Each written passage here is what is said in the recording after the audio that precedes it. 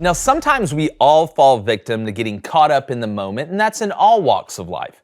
We forget to look at large data sets or patterns, and we only go by recency bias. And that's why I'm telling the few people that I've heard, and everyone else, that if you think Nick Saban and Alabama are coming back down to reality, I wouldn't count on it just yet. There are three different entities that I never question: God, Nick Saban, and my fiance, and all for different reasons. There's a little room for worry, seeing as Alabama's losing games in ways that really we haven't seen in a long time, with self-inflicted things. Now, in the past, the few losses that Bama suffered were because a team either played out of their minds for 4 quarters and punched above their weight, or something legitimately crazy happened at the end of the game. But this team is losing in a way that Bama typically beats people. Now, while that may sound a little confusing, when you hear Saban use the term process, what he's referring to is getting the best players to play the most disciplined. That's the trick. In the game of football, most teams lose games. They don't win them. And when you're counting on 11 different individuals to do the right thing consistently at the same time, it's just how it goes. And Saban's formula has always been talented players, play more buttoned up than your guys, and let gravity do the rest. This year's seen Alabama get penalized more than a fiance who doesn't shut the kitchen cabinets when he takes something out. We're still working on that. And we've seen very uncharacteristic blunders on special teams in areas where Bama usually outdisciplines people.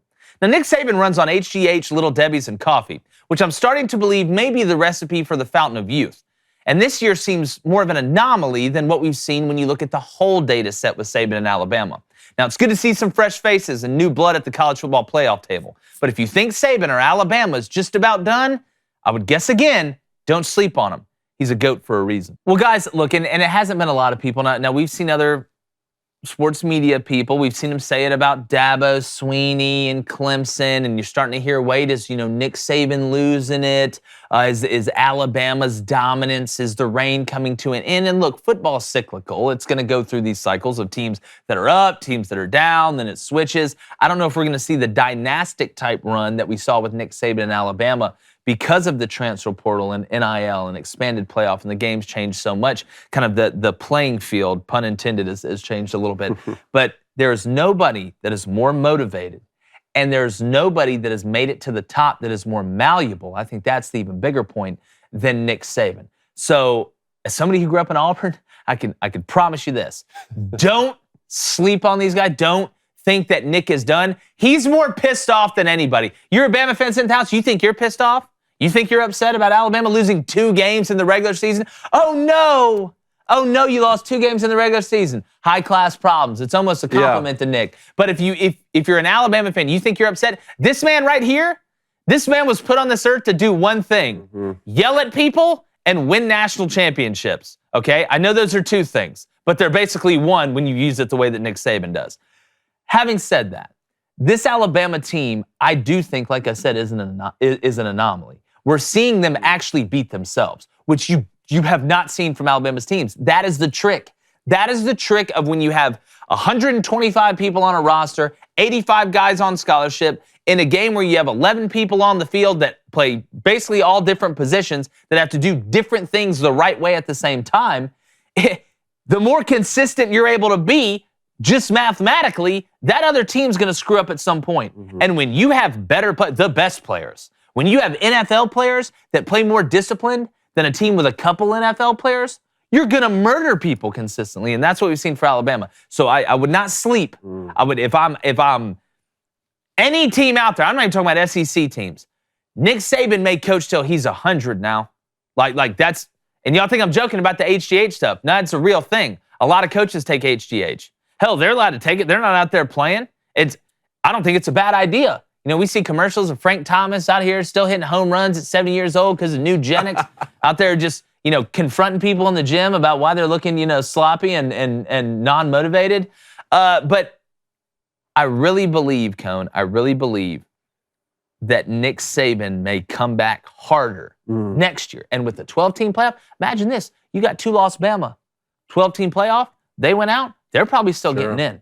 And they could probably, they may win the thing, to be honest with you. High-class problems. High-class problems. I mean, Coach Saban has set the bar so high in terms of his ability to reload rather than rebuild after having a championship team that one loss, everyone overreacts to it. I get so tired of seeing it in the media. One loss, Paul Feinbaum will come out and say the Nick Saban dynasty is over. It's the same thing that Max Kellerman used to do with Tom Brady. The first interception that Tom Brady would ever throw in a season, Tom Brady's career is finished.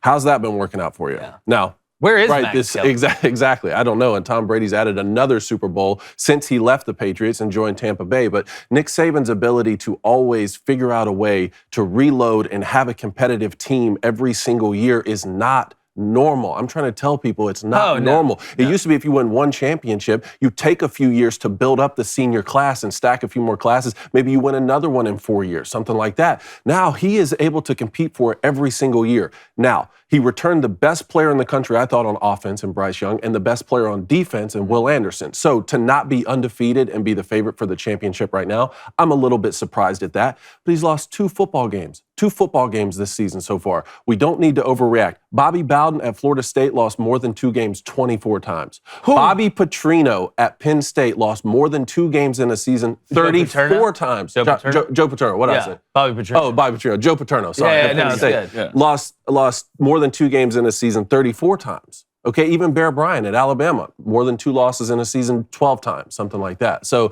we need to stop freaking out about this. Yeah, and look at the recruiting class. Guess what? Gonna be good again. You seen Jalen Milroe? Now, I know Ty Simpson, they think's next up.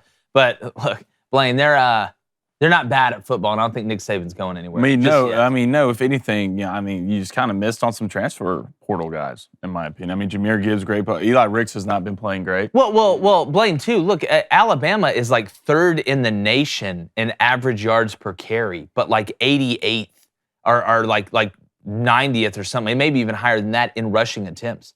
Bama doesn't run the ball anymore. No, they don't run the ball. And that's on Bill O'Brien. Yeah, I obviously will. I think him and the DC will probably have a good sit down and talking to Saban and just figure everything out.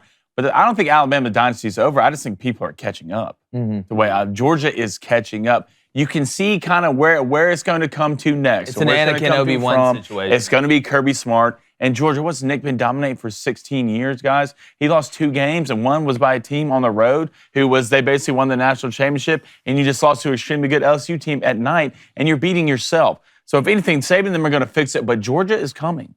Georgia is coming, and the only people who are going to be able to stop Georgia is Bama. I'm sorry, that's it. There's no one in the country other than Bama who has the players who are that big and fast. Maybe Ohio State on a good day, Michigan, I don't know. But Georgia right now is turning into the new Bama. Next 5 years, you buying Bama or Georgia? I'm buying Georgia. Yeah, Kirby Smart's just younger. He's going to be doing this for a long, long time. So 5 years, I'm not sure, but 10 years plus, give me Kirby Smart. You can see what he's building right now. Even this year, you're talking about reloading instead of rebuilding.